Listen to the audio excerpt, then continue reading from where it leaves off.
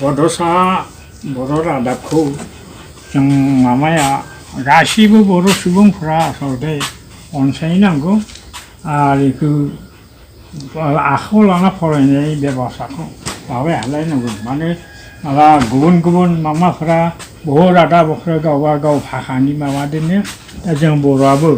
बेहा जिहेतु बर' राव दोङो बे बर' रावजोंनो जोङो बे माबा रादाबफोरखौ फरायनांगौ होनांगौ जोंनिफ्रा माने माबा होननाय गैया अनसायनाय गैया बे मोनसे भुल जादों जोंना गतिके जों बयबो फरायनायखौ जों सेस्था खालामनांगौ आरो जोंहा दिनै दुखुनि खोथा दिन थांहोलां बैसो बया माबा बोसोर थांहोलां दा जोंनि फरायसा जितु बेबस्था गुदि फरायसालिफ्राव बर' फरायनायनि जितु राहा बे खमिलांनो हमदों जुदि बेबायदि खमिलाङोब्ला होमब्ला जोंनि बर' रावा माबोरै थांना थागोन